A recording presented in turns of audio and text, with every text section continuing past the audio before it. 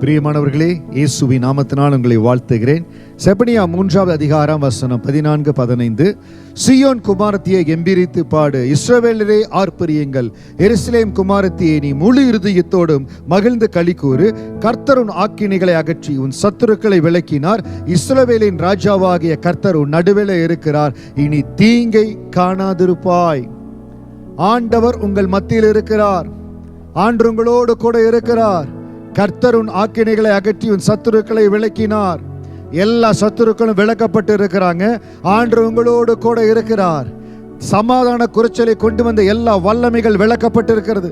உங்கள் குடும்பத்தில் இந்த சமாதான குறைச்சலை கொண்டு வந்த எல்லா அந்தகார வல்லமைகள் விலக்கப்பட்டிருக்கிறது.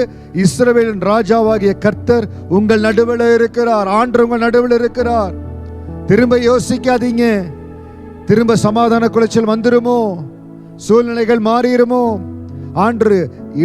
அதாவது பிரச்சனை இருந்த இடத்துல, சமாதான குறைச்சல் இருந்த இடத்துல கர்த்தர் நல்ல சூழ்நிலையை கொடுத்திருக்கிறார். இது நீங்க ஆண்டவரை துதிக்க வேண்டிய, கணவனும் மனைவியுமா இணைந்து ஜெபிக்க வேண்டிய, கர்த்தருடைய கிருபையினால கட்டப்பட வேண்டிய அந்த குடும்பம். ஏதோ சில போராட்டங்கள் வந்தது. மனிதருடைய சூழ்ச்சி நிமித்தம் பொல்லாத கண்கள், பொறாமையின் கண்கள்னால உங்க குடும்பத்தில் போராட்டம் வந்தது. ஆண்டவர் உங்களை திரும்ப கட்டும்படியா கிருபை கொடுத்திருக்கிறார்.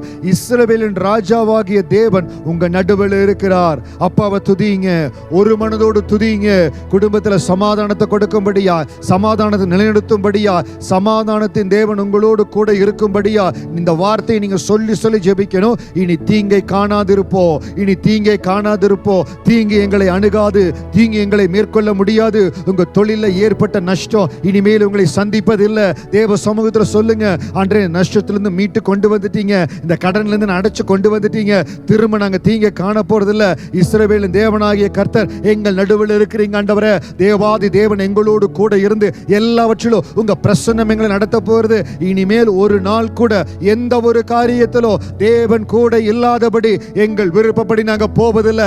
கடந்த நாட்களில் ஏற்பட்ட இழப்புக்கு காரணம் கர்த்தர் எங்களோடு இருக்கிறாரா இல்லையா என்று சொல்லி எதை குறித்து யோசிக்காம ஃப்ரெண்ட்ஸோட இன்ஃப்ளூயன்ஸ்ல, மற்றவர்களுடைய நடத்துதல்ல போயிட்டு, ஆண்டவரே அப்பா நீங்க எங்களை பாதுகாத்தீங்களே, ஸ்தோத்திரம். இனி நாங்க தீங்க காண மாட்டோம். தீங்குக்கு விலக்கி காத்துக் கொள்ளுகிற கிருபைக்காய் நன்றி. நீங்கள் எங்கள் மத்தியில் இருப்பதற்காய் நன்றி. ஆண்டவர் 2வது சான்ஸ் உங்களுக்கு கொடுத்திருக்காருங்க. God has given you second chance. தயவு செய்து உங்க குடும்பத்திலே ஆகட்டும், வேலையிலே ஆகட்டும், இந்த ஊழியத்திலே ஆகட்டும், தயவு செய்து இனி மேற்கொண்டு கர்த்தருடைய நடத்துதல் இல்லாதபடி எந்த ஒரு காரியத்தை செய்யாதீங்க.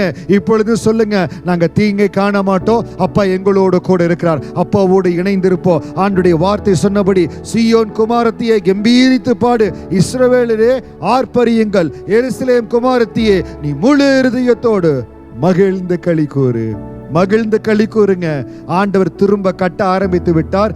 இழந்து போன சந்தோஷத்தை திரும்ப கொடுத்திருக்கிறார். இழந்து போன காரியங்களை திரும்ப உங்க கரத்தில் ஆண்டு கொடுத்திருக்கிறார். அதை பாதுகாத்து கொள்ளுங்க. தீங்கு அணுகாதபடி எங்க கூட இருப்பதற்காய் நன்றி, எங்களை பாதுகாப்பதற்காய் நன்றி சொல்லுங்க. தயவு செய்து கேர்லெஸ்ஸா ஆண்டு கொடுத்திருக்கிற ஆசீர்வாதத்தை, நன்மையை கைவிட்டுறாதீங்க. அப்பா உங்களோட கூட இருப்பார். இன்னும் ஆசீர்வாதமா நன்மையா தேவன் உங்களை நடத்துவார். God bless you.